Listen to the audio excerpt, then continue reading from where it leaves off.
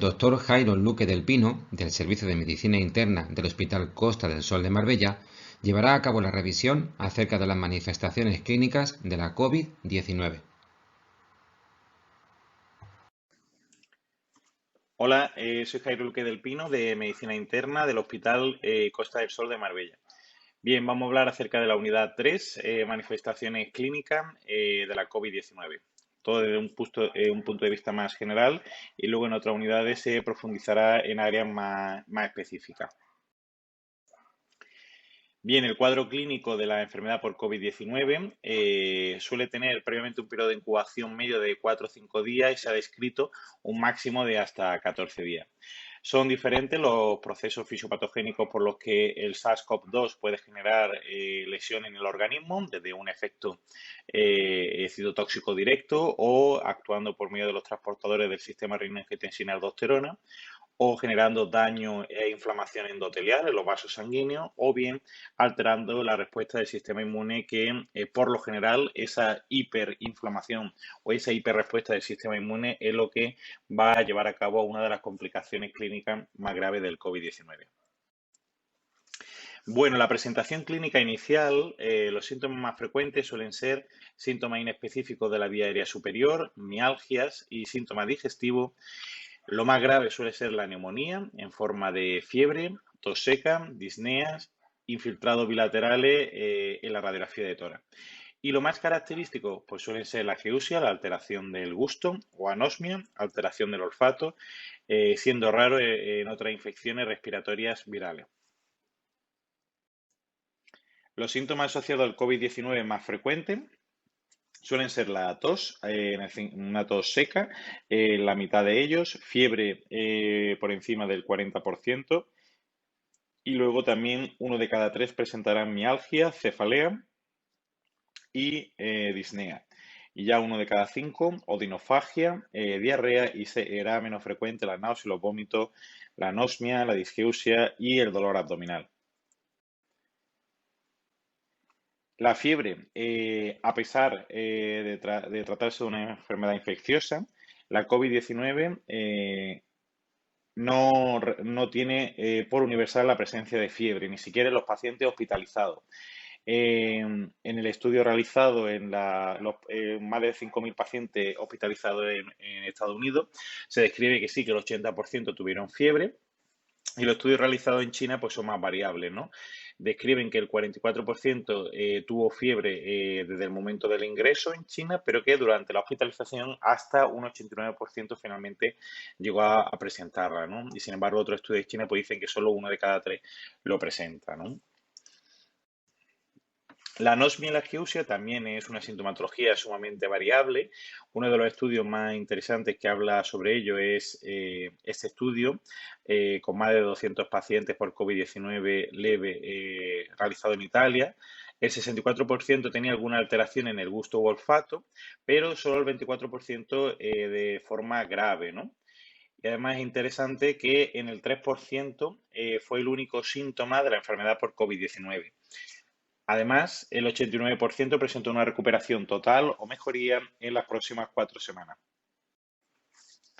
En cuanto a los síntomas gastrointestinales, pues pueden padecerlo aproximadamente pues también 1 de cada 5 pacientes. En esta revisión y metaanálisis de todas las manifestaciones gastrointestinales, pues se describe que hasta el 13% puede presentar diarrea, 10% náusea y vómito y el 9% dolor abdominal.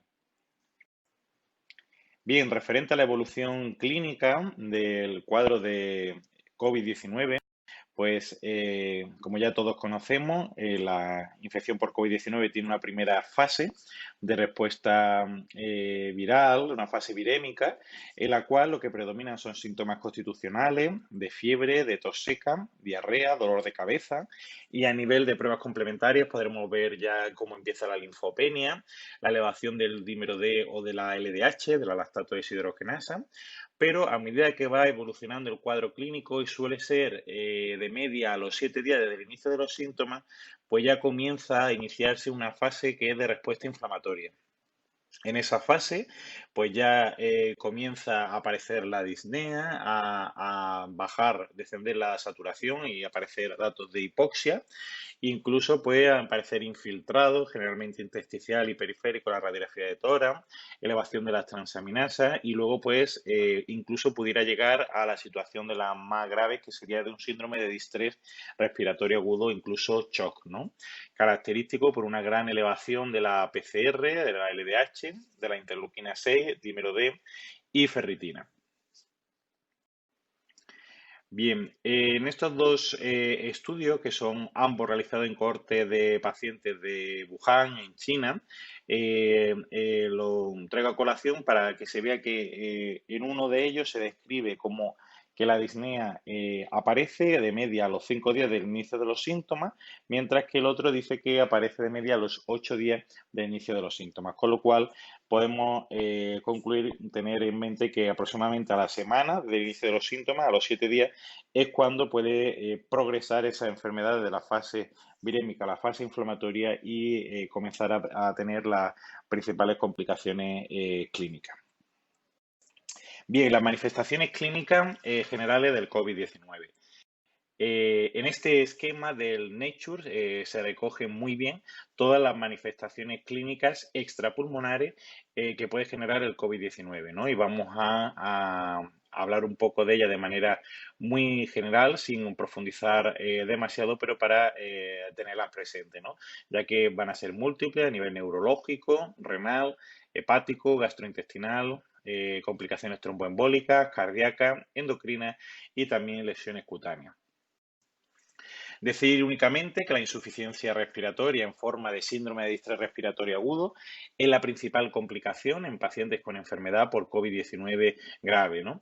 De hecho, ya teníamos uno de los primeros estudios de la cohorte de Wuhan que describía pues, que, bueno, aproximadamente uno de cada 5 pacientes hospitalizados pues, podría evolucionar a este cuadro, al síndrome de distrés respiratorio agudo, y que la disnea comenzaba a los 8 días desde el inicio de los síntomas, y que también aproximadamente el 12% pues, podía requerir ingreso en UCI para ventilación mecánica invasiva. Posteriormente, en el estudio americano en Nueva York, pues se describen que ventilación invasiva también se mantiene el porcentaje entre el 12 y el 20% de los pacientes que precisaron ingreso hospitalario. En cuanto a las manifestaciones cardiovasculares, ¿qué es lo más frecuente que nos podemos encontrar? El infarto de miocardio, miocarditis, arritmias de cualquier tipo, tanto fibrilación auricular como flujo auricular de novo, taquicardia o bradicardia sinusal, torsades de Points, muerte súbita y QT alargado, que es cierto que la mayoría de las veces de origen farmacológico. La cardiomiopatía y el shock cardiogénico. Siempre hay que tener presente en el COVID-19 que no hay que interrumpir de rutina el tratamiento con IECA hora 2 en aquellos pacientes que ingresan hospitalarios, que hay que realizar electro o telemetría en pacientes de alto riesgo arritmogénico o con fármacos que prolongan el QT, y hay que medir troponina, lactato, NT-proBNP y corregir alteraciones hidroelectrolíticas para minimizar el riesgo de complicaciones cardiovasculares. Aquí en el estudio realizado en Wuhan, pues se describen en 138 pacientes que el 17% presentó arritmias de cualquier tipo, el 9% infarto agudo de miocardio y hasta el 7% shock cardiogénico. Igualmente, en otro estudio realizado en Estados Unidos, pues hablan de que 1 de cada 3 pacientes que precisa ingreso en UCI puede desarrollar cardiomiopatía. En cuanto a las manifestaciones hematológicas e inflamatorias, pues son múltiples también las alteraciones que podemos encontrar, tanto a nivel de recuento celular, es muy característica la linfopenia, la leucocitosis, la neutrofilia y la trombocitopenia. Hay marcadores inflamatorios que se van a elevar conforme además vaya avanzando el cuadro clínico, como la proteína C reactiva, la ferritina, interleuquina 6 y la LDH, lactato deshidrogenasa. En cuanto a datos de la coagulación, es muy típico que observemos elevación del dímero D, del fibrinógeno, del tiempo de protombina y del TTPA también alargado. En cuanto a complicaciones arteriales, pues son múltiples complicaciones arteriales trombóticas, ya hemos dicho el infarto de miocardio, el ictus, también trombosis en cualquier extremidad o incluso una isquemia mesentérica.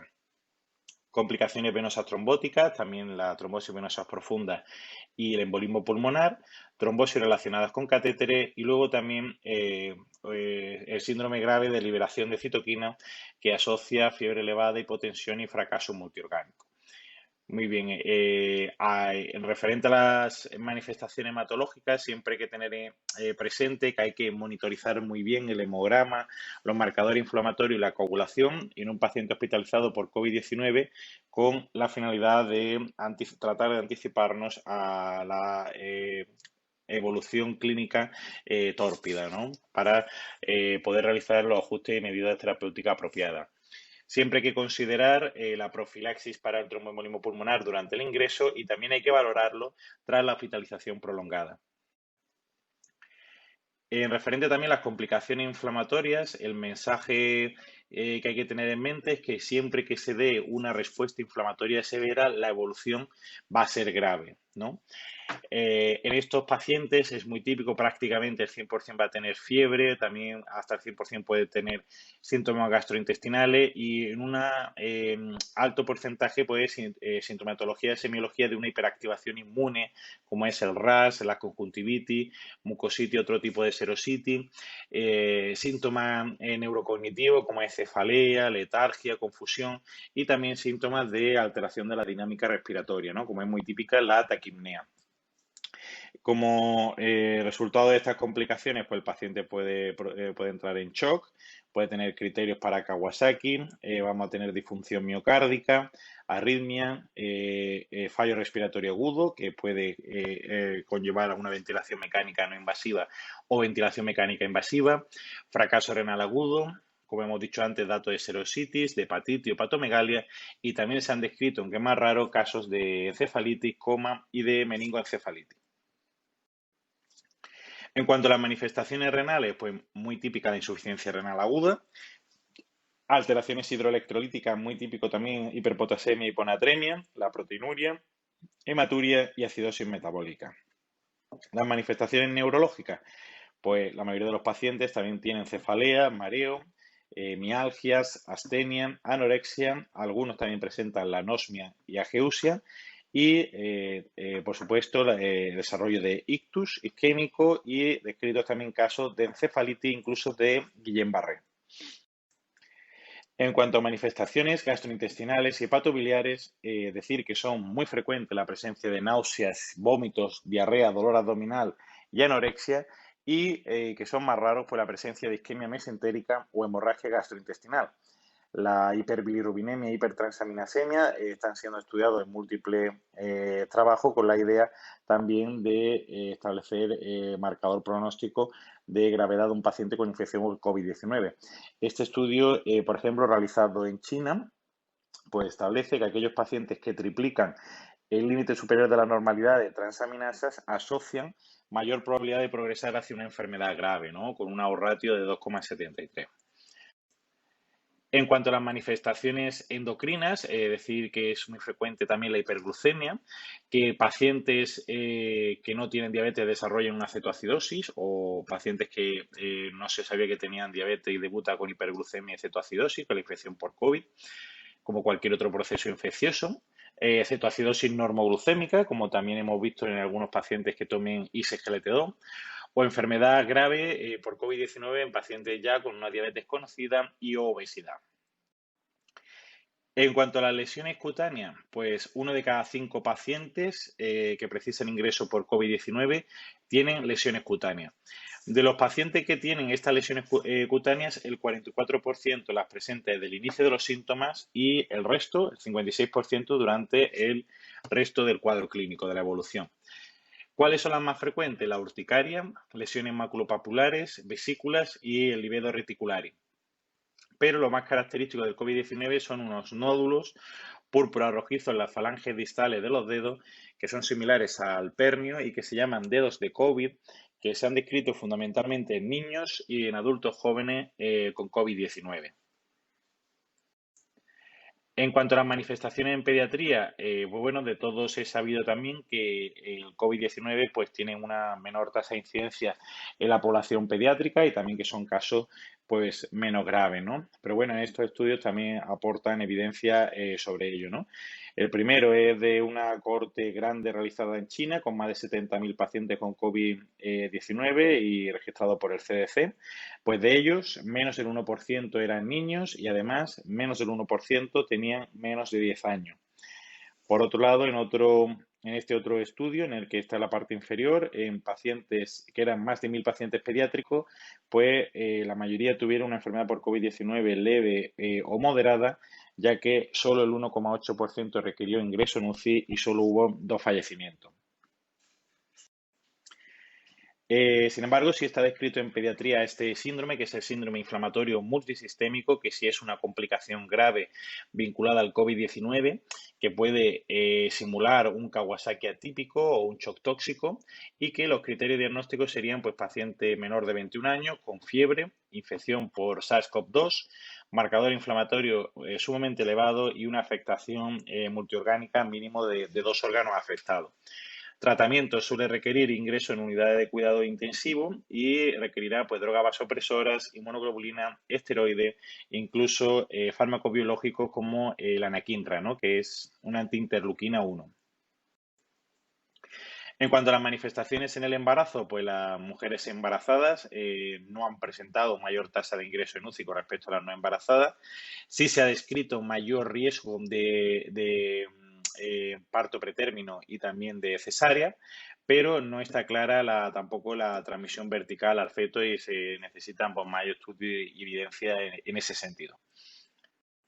En cuanto a las infecciones secundarias, decir que no son complicaciones frecuentes. En pacientes, sobre todo procedentes de China, se han descrito que hasta el 8% de los pacientes sí tienen una coinfección o bien bacteriana o fúngica y que la mayoría de las veces son infecciones respiratorias o bacteriemias. Luego, la asociación del COVID-19 con la aspergilosis pulmonar invasiva no está nada clara, aunque bueno, saltó una alerta a raíz de un estudio que se hizo en Italia con 100 pacientes, 108 pacientes que estuvieron en UCI con ventilación mecánica y que en uno de cada 3 presentó aspergilosis invasiva. Sin embargo, luego no hay tantos estudios que tengan los mismos datos en este sentido. Por ello, se requiere continuar con más trabajo y más evidencia para esclarecer si realmente hay asociación o no. Bueno, en cuanto a la recuperación y las secuelas, pues decir que la recuperación es muy variable dependiendo de la edad, de las comorbilidades, de la gravedad del cuadro clínico que presente cada paciente. Cuando nos encontremos con un COVID leve, pues la recuperación suele ser en un espacio corto de tiempo, en unas 2 semanas, y cuando el COVID es grave, pues la recuperación suele ser entre 6 semanas o 8 semanas, ¿no? Aproximadamente 2 meses. Decir que aunque hay una alta tasa de recuperación en pacientes que se infectan por COVID-19, hay múltiples estudios que avalan que son muchas las secuelas que presentan los pacientes, ¿no? En este primer trabajo de Estados Unidos se dice que 1 de cada 3 pacientes que estuvieron hospitalizados por COVID-19, o sea, solo uno de cada 3 consigue volver a su situación basal, ¿no? Tras 14 o 21 días desde el diagnóstico. Y solo el 13% también de los supervivientes por COVID-19 pues consiguen estar completamente asintomáticos tras 60 días tras el diagnóstico. ¿Cuáles son las secuelas asociadas al COVID-19 más frecuentes? Pues prácticamente la mitad de los pacientes refieren a astenia, además una astenia muy, muy intensa. El 40% de los pacientes persiste con una tos seca, incluso con cierto grado de disnea a moderados esfuerzos. Y luego, en menor proporción, en torno al 30%, continúan con algunas artralgias o dolor pleurítico. Y en muy poca proporción, en torno al 2 o 3%, continúan con fiebre. Aún están por ver las secuelas miocárdicas, pulmonares o psicológicas que pudieran derivar de pacientes con infección por COVID-19 que tengan un ingreso hospitalario prolongado y sobre todo en aquellos pacientes que han tenido ingreso en UCI.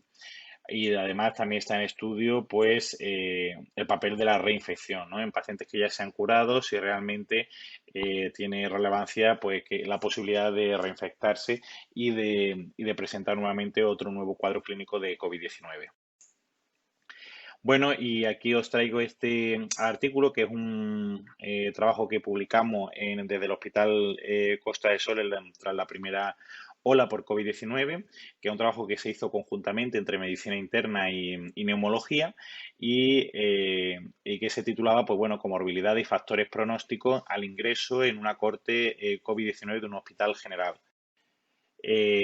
Nosotros, bueno, en el Hospital Costa del Sol tuvimos un total de ingreso acumulado en la primera ola de 101 pacientes con COVID-19. Se dieron hasta el 79% de altas y solo hubo pues, un 17% de fallecimiento. En cuanto a las características basales, comparándola por su grupo entre los pacientes que sobrevivieron y los pacientes que fallecieron, pues los pacientes que fallecieron tenían mayor edad media, 77 frente a 60, y además prácticamente no tenían, solo un 6% de los pacientes que fallecían no tenían ninguna comorbilidad, ¿no? Además, era mucho más prevalente la hipertensión, la cardiopatía, la enfermedad cardiovascular y la polifarmacia en pacientes que fallecieron con respecto a la superviviente. No hubo diferencia en cuanto a los síntomas al ingreso y a nivel de laboratorio sí se observaba que en aquellos pacientes que finalmente también morían tenían menor filtrado glomerular, también una elevación más marcada de la proteína C reactiva y una elevación también marcada de la lactato deshidrogenasa, ¿no? En cuanto a la radiografía de tórax, pues también destacaba un patrón multilobar extenso en el 41% de los casos. Es decir, había una afectación de más del 50% en un unilateral o una afectación superior al 25% a nivel bilateral. Y eso era mucho más frecuente en los pacientes que fallecían. Finalmente, nos dispusimos a realizar un modelo de regresión logística para incluir cuáles serían aquellas variables que de entrada, en el momento que va a ingresar un paciente por COVID-19, nos pudieran ayudar a predecir la mayor asociación con la mortalidad, ¿no? Y obtuvimos que era la presencia de cardiopatía con una ratio de 13, una LDH mayor o igual a 345 con una ratio de 8,3 y una edad mayor o igual a 65 años con una ratio de 7,4. Bueno, son variables pronósticas que son compartidas en otros cohortes, en otras grandes cohortes de estudio observacionales que se han llevado a cabo, que nuestro estudio es modesto, con pocos pacientes, pero bueno, también obtenemos datos similares a lo ya publicado, ¿no? Como mensajes claves, pues decir que la enfermedad por COVID-19 presenta un amplio espectro clínico al inicio y durante su evolución, que muchas de las manifestaciones son secundarias a la respuesta hiperinflamatoria del sistema inmunitario, que la afectación pulmonar suele ser la manifestación que condiciona el pronóstico en mayor medida, que resulta crucial comprender la evolución natural de la enfermedad para anticiparse a algunas de las complicaciones más graves y que necesitamos establecer modelos pronósticos que ayuden a identificar los pacientes que van a evolucionar mal a las principales complicaciones clínicas del COVID-19. Y eso es todo, pues muchas gracias.